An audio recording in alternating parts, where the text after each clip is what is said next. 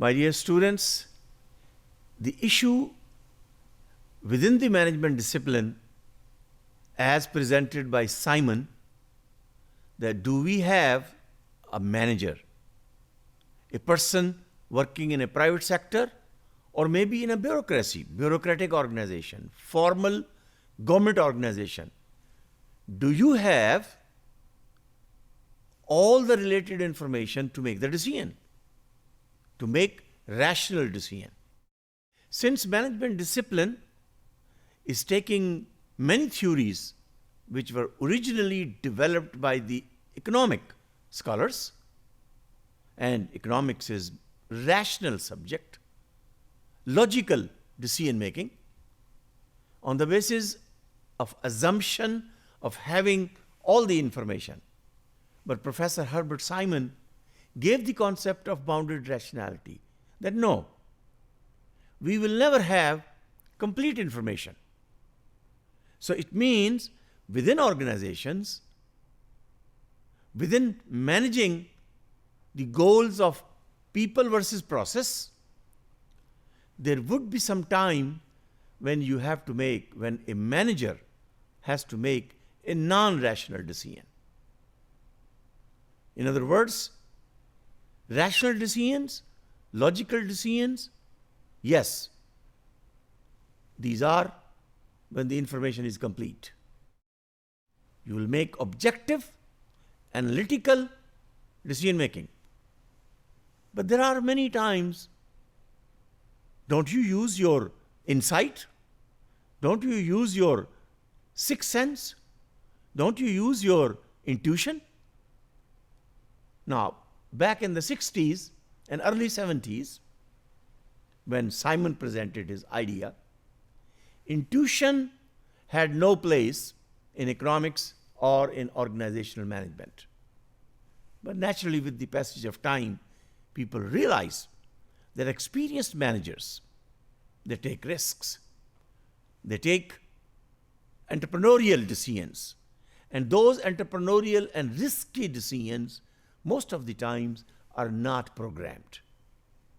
Which means rational view of decision making, which is actually promoted and presented by economic theories and economic theory of the firm, that's where the management discipline is developing.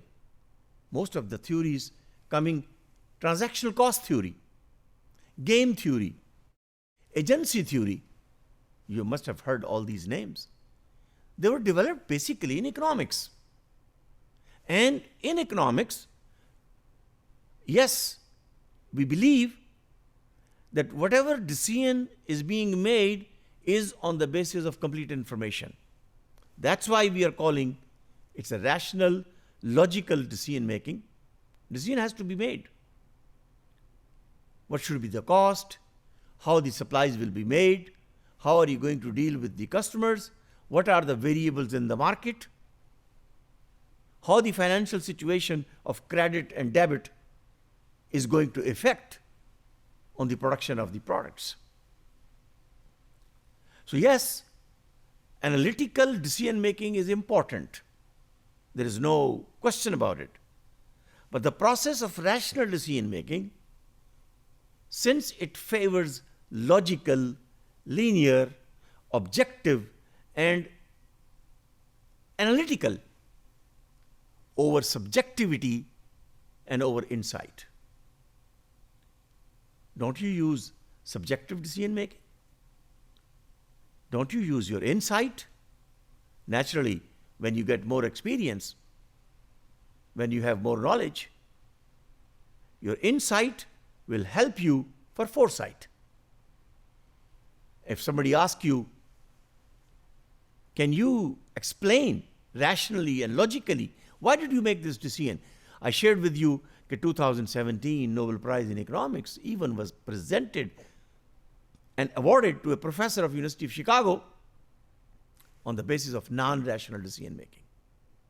So my dear students, this is very important that within the management disciplines, yes, scientific theories, economic theories are important.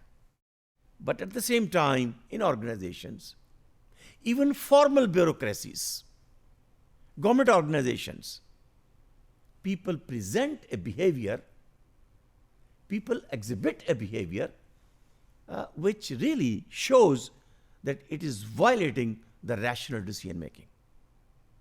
It is irrational. It is non-rational. And people make decisions which are not always rational, and sometimes it turns out to be right. So when a non-rational decision turns out to be right, which was made maybe on the basis of intuition, so you have to then find a place within the management discipline for the insight of managers and for the intuition. Because intuition can be hindered by the bias of the manager, by the risk of the manager, which means non-rational decisions are important, but one has to take a courage and be intuitive and be creative to make non-analytical and non-rational decisions which are based on his subjectivity. Thank you.